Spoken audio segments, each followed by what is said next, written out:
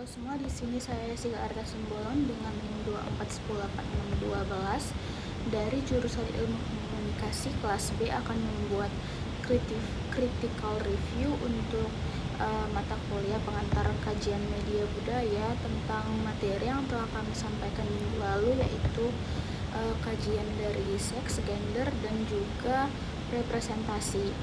Nah, pada materi pertama dibahas pengertian dari gender, yaitu perbedaan peran, hak, ataupun tanggung jawab antara laki-laki maupun perempuan yang dibuat oleh masyarakat, dan juga perbedaannya dapat dilihat dari fisiknya seperti alat kelamin dan juga lainnya. Nah, definisi yang kedua itu ada tentang representation atau representasi, yang menjelaskan bagaimana media itu memandang atau menggambarkan pandangannya terhadap kenyataan yang ada pada masyarakat. Yang ketiga ada definisi dari media culture, tentang bagaimana konsep budaya barat atau pop itu makin lama itu makin melekat, ataupun makin lama budaya pop itu dapat mempengaruhi budaya-budaya yang dimiliki oleh masyarakat pada saat ini. Pembahasan berikutnya ada image woman, yang konsep ini berfokus tentang bagaimana media membentuk, menampilkan, atau memandang perempuan dalam pandangan masyarakat. Yang pertama ada representasi perempuan, di mana media ini kerap kali menggambarkan peran perempuan ini lebih rendah dalam kasta atau sistem patriarki. Seringkali perempuan ditampilkan dalam media hanya sebagai ibu rumah tangga, istri yang baik, yang berfokus untuk merawat anaknya. Seringkali juga lelaki lebih mendapatkan posisi seperti bos ataupun pemimpin yang lebih tinggi daripada perempuan derajatnya.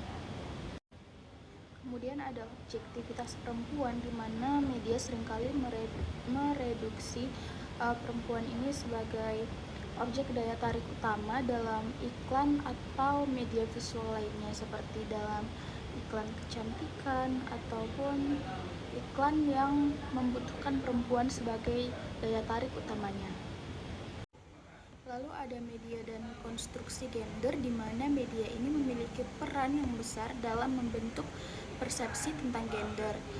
Biasanya perempuan ini diasosiasikan dengan peran domestik, sedangkan lelaki dengan peran publik.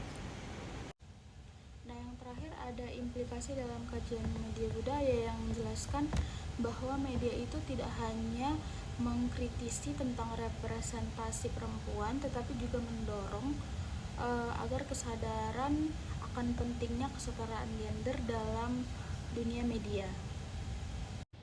Pembahasan selanjutnya ada politik dan representasi, yang membahas bagaimana ideologi, kekuasaan, dan juga kepentingan suatu kelompok tertentu itu bekerja dalam media dan budaya populer.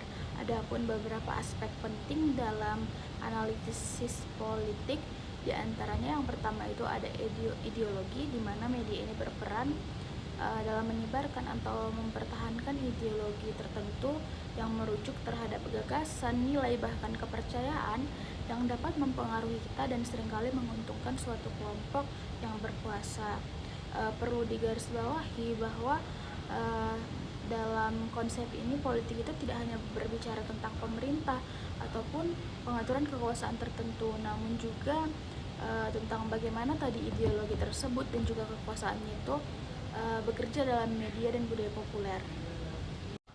Aspek penting yang kedua itu ada hegemoni, menjelaskan bahwa sesuatu kekuasaan itu dapat dipertahankan tidak hanya melalui fisik, namun juga melalui persetujuan sosial. Nah, yang terakhir ada resistensi, yang membahas bahwa suatu respon kritis itu menolak dan mempunyai keinginan untuk menggantikan suatu narasi dengan perspektif alternatif.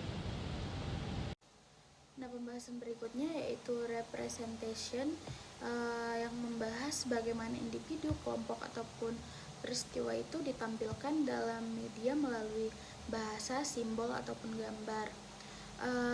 Ada beberapa teori utama representasi dari Stuart Hall. Yang pertama itu ada pendekatan reflektif yang menganggap bahwa bahasa dan media mewakili realitas yang sudah ada di dunia. Yang kedua ada pendekatan intensional, di mana individu yang memberi suatu pesan itu menentukan makna dari apa yang mereka sampaikan. Nah, yang terakhir itu ada pendekatan konstruksionis tentang makna tidak hanya berasal dari pembuat pesan, namun juga melalui bahasa, budaya, dan sistem sosial. Pembahasan terakhir adalah mengenai subject position, tentang bagaimana individu itu diposisikan dalam suatu wacana atau struktur sosial berdasarkan faktor-faktor seperti jenis kelaminnya, gender, dan juga representasinya dalam media.